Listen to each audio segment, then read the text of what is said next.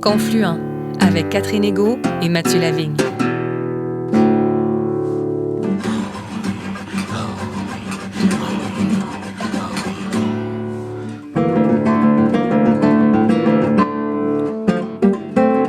Bonjour Mathieu Lavigne. Bonjour Catherine Égaud. Bonjour à tous et à toutes et bienvenue à Confluent, l'émission qui donne la parole aux premiers peuples et à leurs alliés. Cette semaine, nous rencontrons la spécialiste des Premières Nations Isabelle Picard, que l'on peut lire dans les pages numériques de la presse et entendre sur les ondes de Radio-Canada, à la fois comme animatrice et chroniqueuse. Elle a d'ailleurs conçu et animé L'autre moitié de l'histoire, un balado disponible sur l'application audio de Radio-Canada depuis avril 2023. Ce balado a comme point de départ 6 lieux canadiens dont les noms, tirés de l'une des 200 langues autochtones qui ont existé sur le territoire, témoignent de la présence millénaire des premiers peuples en ces terres. Originaire de Wendake, Isabelle Picard est également analyste, conférencière, consultante, formatrice et autrice. Titulaire d'un baccalauréat en ethnologie avec mineur en études autochtones ainsi que d'un diplôme de 2e cycle en muséologie, Isabelle Picard a rédigé la première politique culturelle de Wendake, puis a œuvré à mettre en place le projet de revitalisation de la langue Wendat. Elle a également participé à la création du premier cégep autochtone au Québec, l'institution CUNA. Amoureuse des lettres, Isabelle Picard contribue à différents projets littéraires. En 2021, elle publie un premier roman jeunesse intitulé Niche, le Nord et le Sud aux éditions Les Malins. Le livre est finaliste au prix Cécile Gagnon 2021, catégorie roman. Au micro de Mathieu Lavigne, Isabelle Picard nous parle de son enfance à Wendake et de la genèse de son balado L'autre moitié de l'histoire, en plus de revenir sur la visite papale de juillet 2022 et de nous présenter sa conception de la notion de guérison.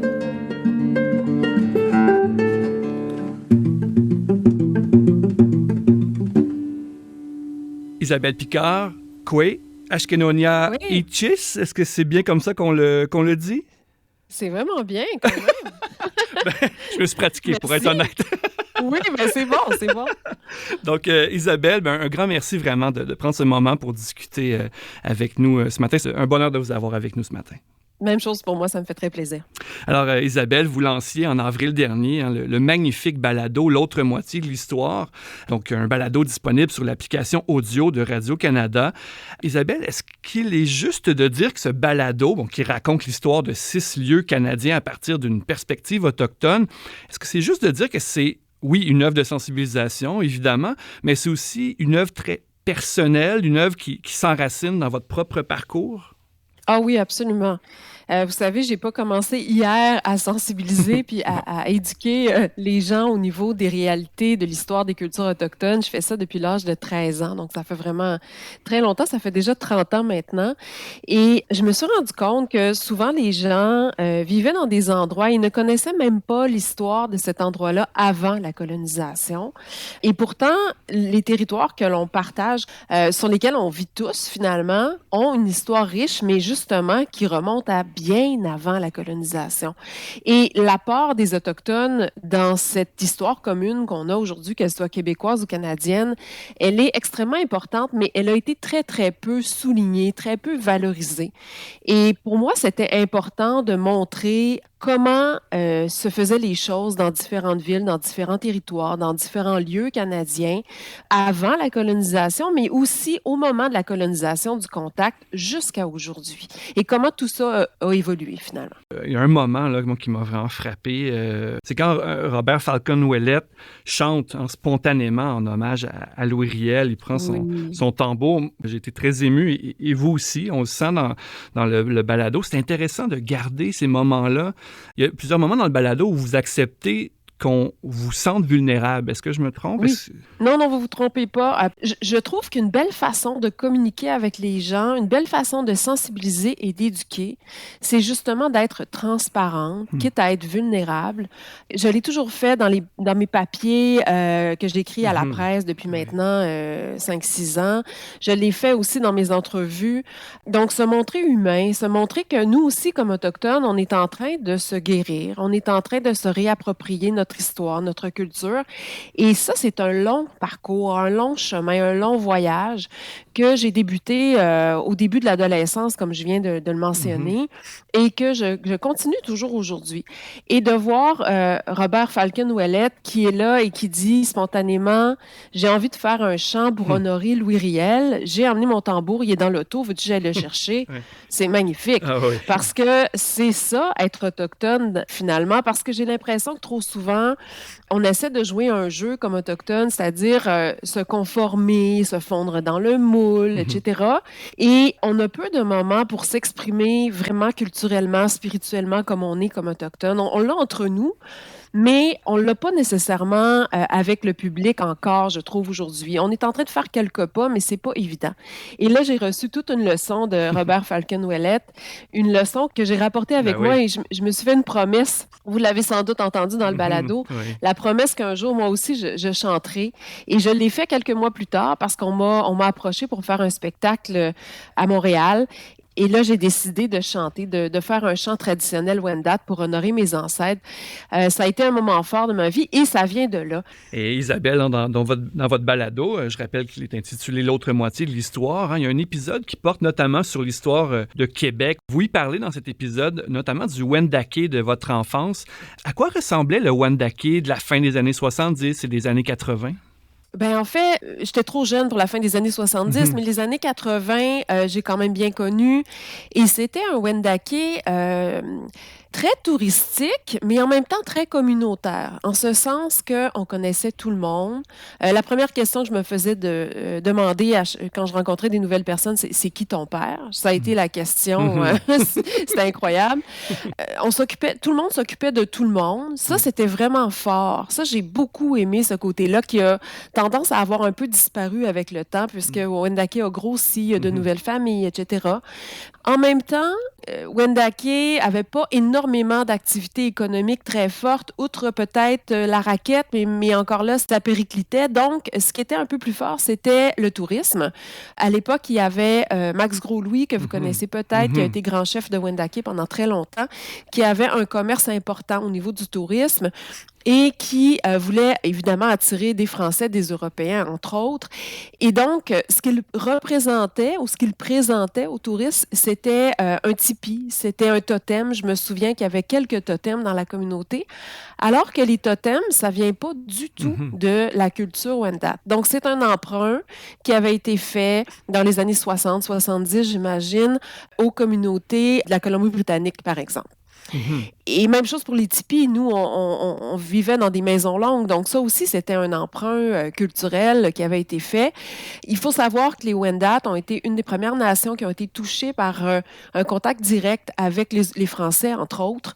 Dès 1615, il y avait des récollets qui se sont installés près de chez nous, sur nos terres, sur notre territoire, en Huronie, qui était à l'époque située à la baie Georgienne, donc en Ontario, au nord de Toronto. Et donc, notre histoire de collaboration, si je peux le dire comme ça, pour pas dire de colonialisme, est vraiment très longue. Ce qui fait en sorte qu'on a perdu, petit à petit, des éléments culturels importants. Notre langue, notamment, a été perdue. Là, maintenant, il y a des efforts qui sont faits pour la rattraper, puis ça va très bien. Mais pendant que moi, j'ai grandi, on ne parlait plus le Wendat. Mon père non plus, sa génération non plus, et même mon grand-père.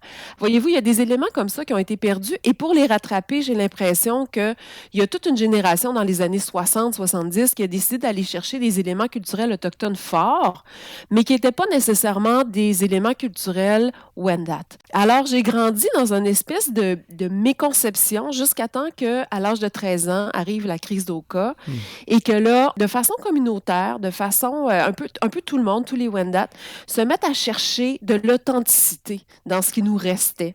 Et il en restait, heureusement. Donc, au niveau comment faire un artisanat plus traditionnel, les cérémonies plus traditionnelles, les totems ont disparu tranquillement dans les années 90.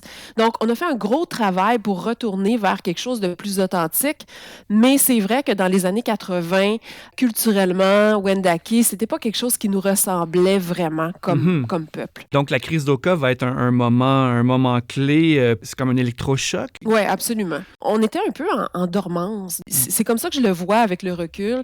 Pendant quelques années, hein, on essayait de bien collaborer, d'être des bons voisins, mais peut-être que cette dormance-là faisait en sorte qu'on se faisait un peu manger la laine sur le dos, pour pas dire beaucoup. Il arrive ce qui arrive finalement à Kanesatake, et là on se dit, wow, c'est vrai qu'il y a quand même des choses, des injustices qui se sont passées un peu partout. On a perdu beaucoup de notre culture, on a perdu beaucoup de notre histoire. Il y a peut-être des choses qu'on peut faire pour se retrouver. Et ça fait partie, d'après moi, d'un processus de guérison. Ça a été vraiment un électrochoc, comme vous le dites si bien.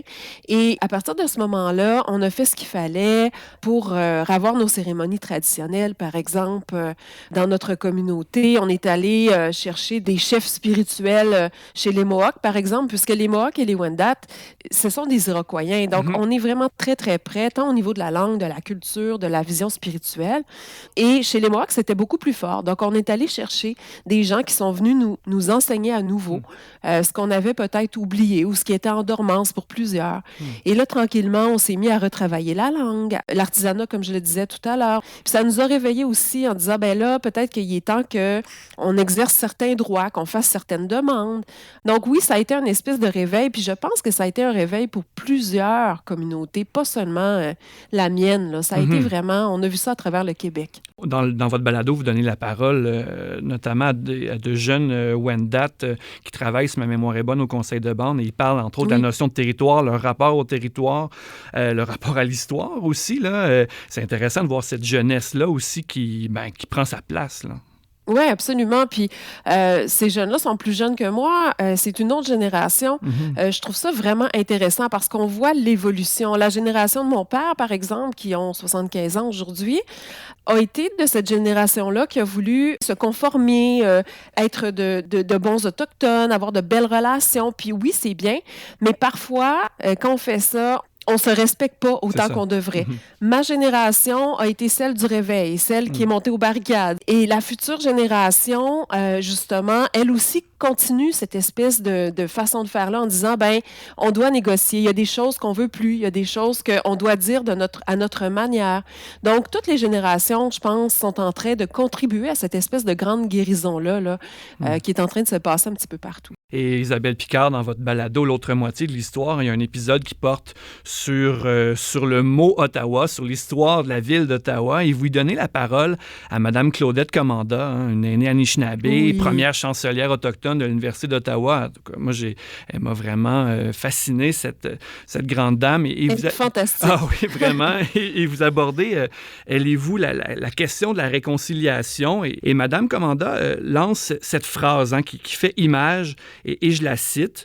Elle dit « Plutôt que de parler de réconciliation, je préfère parler de réconciliation ». Isabelle Picard, est-ce que vous partagez le point de vue de Mme Claudette Commanda sur cette notion de réconciliation ou plutôt de réconciliation? Ah oui, absolument. Je donne beaucoup de conférences. J'ai cette chance-là d'être approchée pour parler de ma vérité, de ma façon de voir les choses. Et chaque fois, évidemment, on me demande d'aborder la question de la réconciliation, puisque souvent, ces conférences-là, ces séminaires, ces formations sont faites dans cette optique de réconciliation. Il y a plusieurs étapes, je pense, avant d'arriver à une réconciliation. Et pour moi, une des étapes importantes, c'est la réparation. Elle appelle ça la réconciliation. J'appelle ça la réparation, mais ça veut dire la même chose. Pour moi, c'est de faire des actions concrètes qui vont faire en sorte qu'à un moment donné, on va arriver à cette réconciliation-là. Et tout ça passe d'abord par une meilleure éducation, une meilleure connaissance des réalités autochtones, de l'histoire, de la culture. Pour moi, ça passe par là. Donc, la première étape, c'est vraiment l'éducation. Ensuite, on doit réparer. Seulement se serrer la main et dire, voilà, il y a une journée vérité-réconciliation, c'est fait, on chemine, c'est pas suffisant. On doit réparer.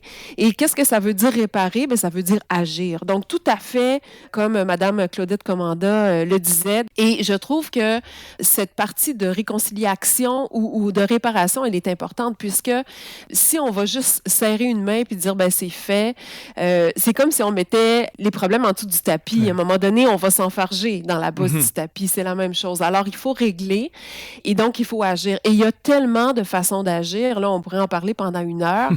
Mais une des belles façons, déjà, je pense, comme individu, c'est de s'éduquer.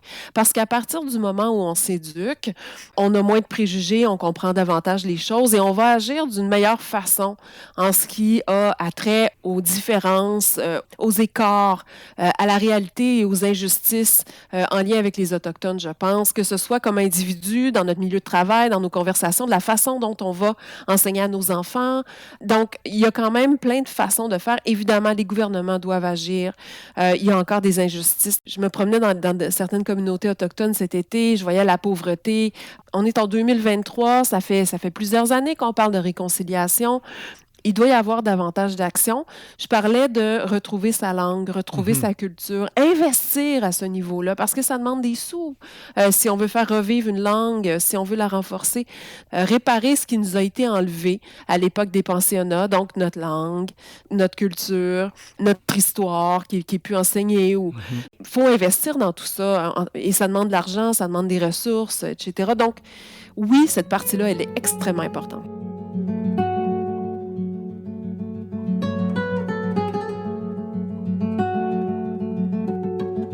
Isabelle Picard, difficile de ne pas aborder avec vous le thème de la visite papale et de ses suites, parce que vous avez été très présente dans les médias durant ce pèlerinage pénitentiel du pape François en juillet 2022. Vous avez commenté la plupart des étapes de ce voyage. Plus d'1 an plus tard, quel regard est-ce que vous portez sur cette expérience, qu'on devine intense, tant sur le plan professionnel que personnel? Ça a été effectivement difficile. Ce que vous ne savez pas, c'est que j'avais la COVID en même temps. Déjà, il y a ça. Mais il y a le côté émotif qui entre. Je suis une personne très sensible. Et de la façon dont ça m'avait été présenté, c'est que je devais analyser, bien sûr. Je suis ethnologue, je suis chargée de cours à l'UQAM, etc. Et on m'avait dit, ça va être ce côté-là qu'on va aller chercher. Mais dans les faits, je me suis bien rendu compte que ce dont on avait besoin, c'était le côté, la parole autochtone. Et moi, je me trouvais parfois pas légitimée à parler au nom, et je l'ai dit souvent d'ailleurs, à parler au nom des survivants, puisque moi, je ne suis pas passée par les pensionnats. Par contre, je suis de la 2e génération ou de la 3e, là, dépendamment. Et comme ethnologue, j'ai recueilli, à travers ma vie professionnelle, énormément de témoignages de survivants des pensionnats. Et ça, c'est beaucoup. D'essayer de rendre justice à ces personnes-là, d'essayer de ne pas m'oublier, de ne pas oublier mon opinion personnelle, évidemment, à travers ça. Mais l'important, je pense, c'était de laisser de la place aussi à des survivants. Et ça, entre autres, à Radio-Canada, puisque c'est là que j'ai été pendant 4 jours, on l'a fait. Mais quand même, ça a été difficile parce que plus les jours avançaient, plus je voyais que le pape ne s'excusait pas. Ça a pris quand même quelques jours là, avant qu'il le fasse. Et il y avait une espèce de... Je dirais pas une colère, mais je me disais, mais mon Dieu, il vient pourquoi? T'sais, parce que ça a été long. Parfois, je sentais même qu'il faisait des messes, puis qu'il tentait d'évangéliser encore. Puis je me disais, mais mon Dieu, est-ce qu'il comprend bien ce qui s'est passé ici? Oui, ça a été difficile. Je suis sortie de là, puis je suis partie à pleurer.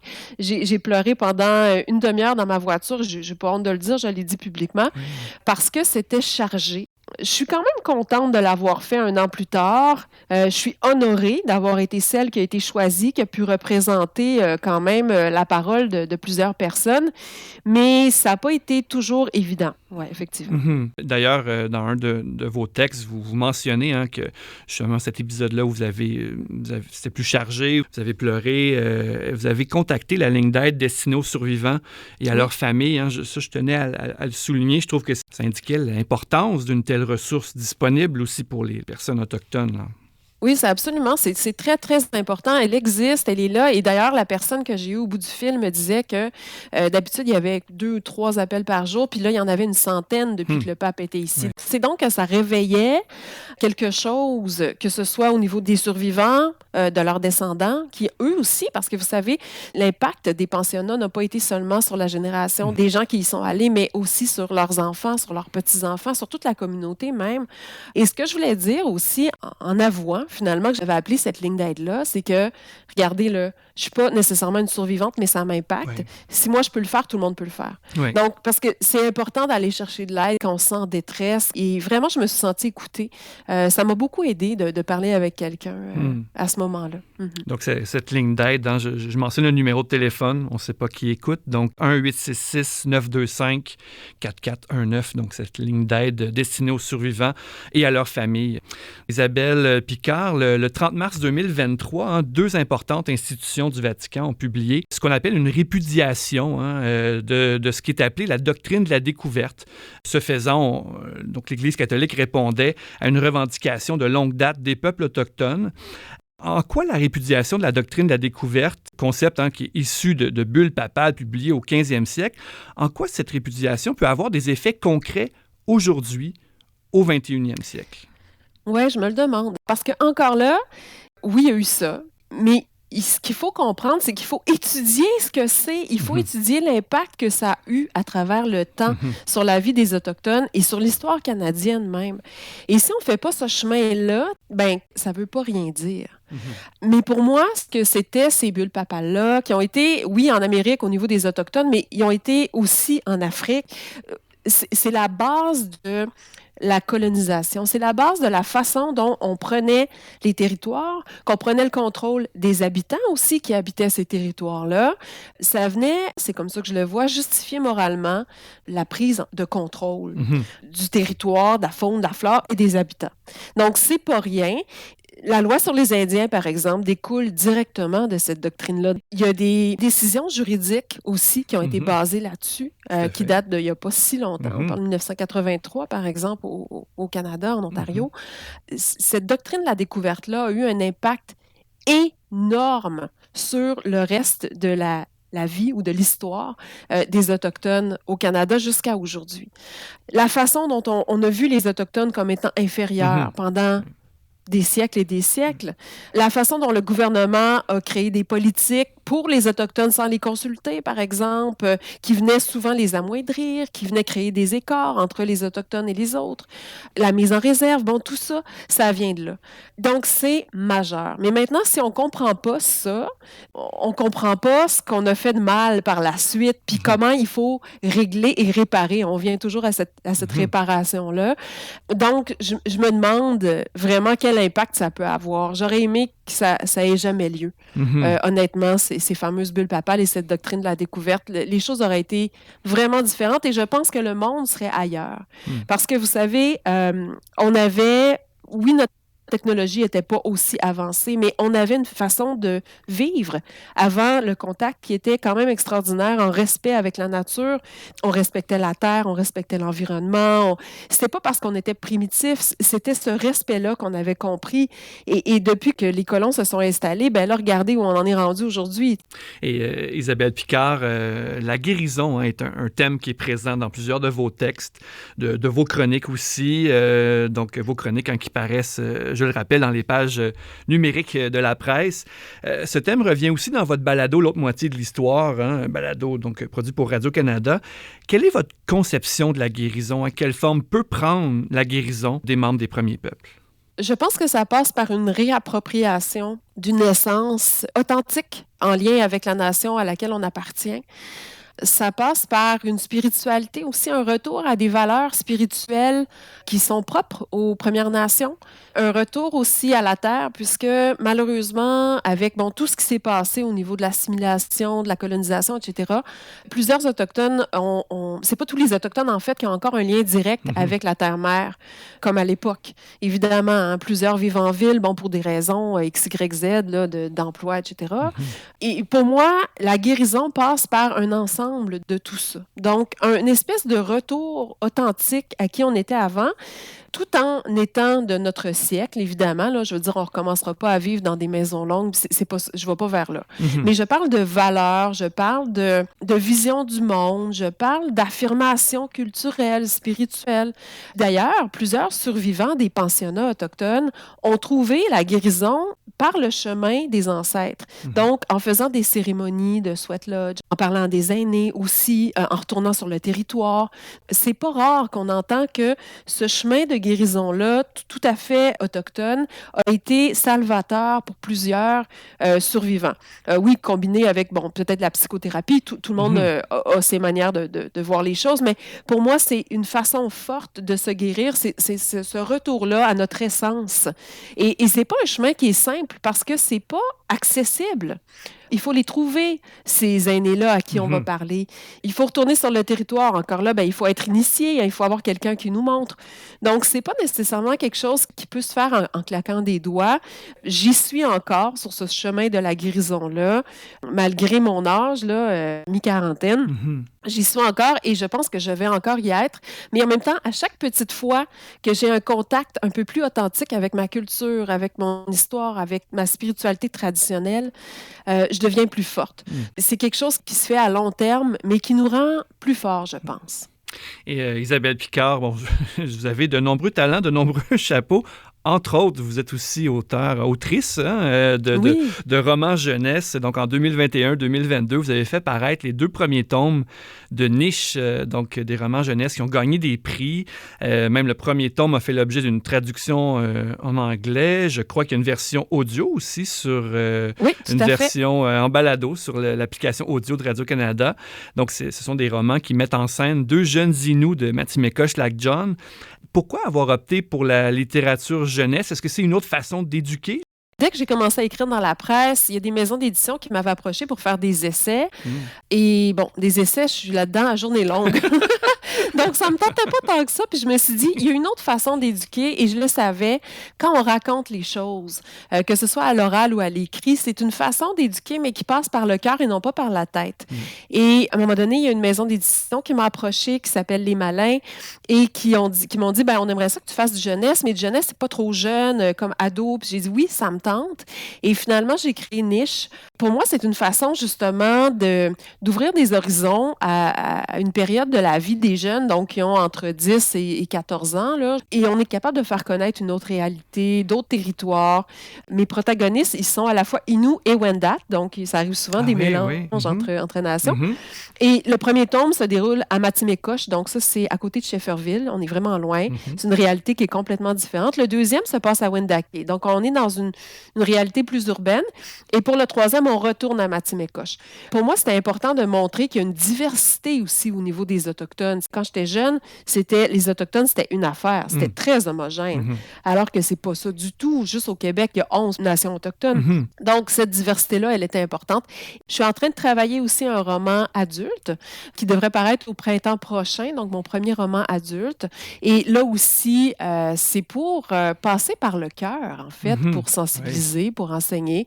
Donc, une autre façon de faire les choses. Isabelle Picard, on se demande un peu quand vous trouvez le temps pour dormir avec tous ces projets-là, donc conférences, balados, chroniques et romans jeunesse et maintenant pour adultes aussi. Donc, Isabelle Picard, vraiment, Tiawink, merci beaucoup pour le temps que vous nous avez accordé. C'était passionnant. C'était vraiment un plaisir d'échanger avec vous. Ça a été un plaisir aussi. Tiawink.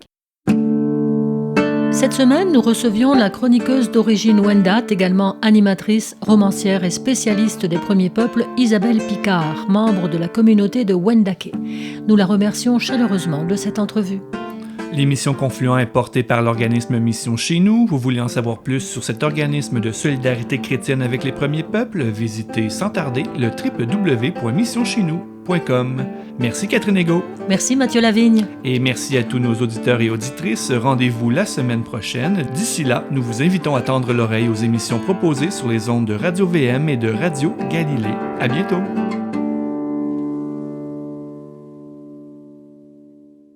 Cette émission est produite par l'organisme Mission Chez Nous avec le généreux soutien financier des Oblates franciscaines de Saint-Joseph et la Fondation Lucien Labelle.